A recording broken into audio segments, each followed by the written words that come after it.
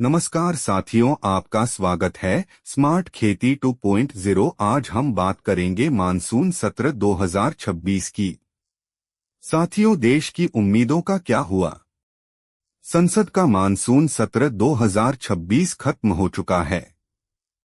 20 जुलाई से 13 अगस्त तक चले इस सत्र में देश को उम्मीद थी कि किसानों, युवाओं, महंगाई, रोजगार और आम जनता से जुड़े महत्वपूर्ण मुद्दों पर गंभीर चर्चा होगी। लेकिन पूरे सत्र में हंगामा, विरोध और बार बार सदन स्थगित होने की तस्वीर भी देखने को मिली।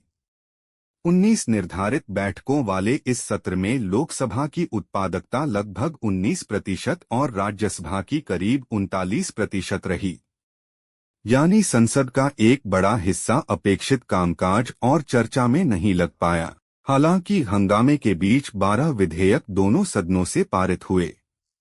सरकार का कहना रहा कि विपक्ष के लगातार विरोध के बावजूद महत्वपूर्ण विधायी काम पूरे किए गए।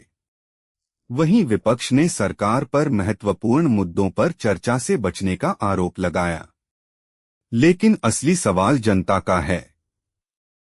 जिस संसद में किसानों की फसल और मंडी भाव, बेरोजगार युवाओं का भविष्य, महंगाई, शिक्षा, स्वास्थ्य और आम आदमी की परेशानियों पर चर्चा होनी चाहिए, वहां यदि सदन का बड़ा समय हंगामे और स्थगन में चला जाए तो जनता के सवाल कितनी मजबूती से उठा पाए।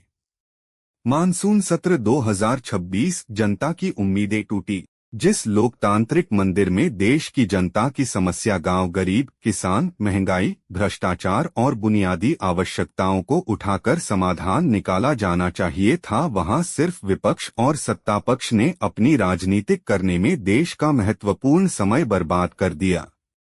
संसद में हंगामा, जनता के मुद्दे गायब। क्या हमारा देश ऐसे आगे बढ़ेगा?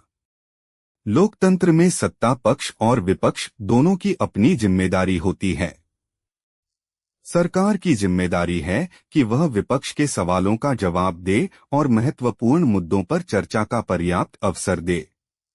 वहीं विपक्ष की जिम्मेदारी है कि वह जनता के मुद्दे मजबूती से उठाए, लेकिन सदन की कार्यवाही भी चलने दे। इसलिए मानसून सत्र 2026 का मूल्यांकन केवल इस आधार पर नहीं होना चाहिए कि कितने विधेयक पास हुए।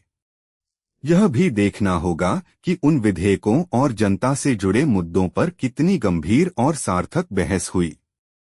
जनता संसद से सिर्फ कानून पास होने की उम्मीद नहीं करती, बल्कि अपने सवालों पर जवाब और समाधान की उम्मीद करती है। अब सवाल यह है, क्या 2026 का मानसून सत्र जनता की उम्मीदों पर खरा उतरा? आपकी राय क्या है? कमेंट में जरूर बताइए। चैनल सब्सक्राइब करें ताकि आपको समय पर जानकारी मिलती है। धन्यवाद।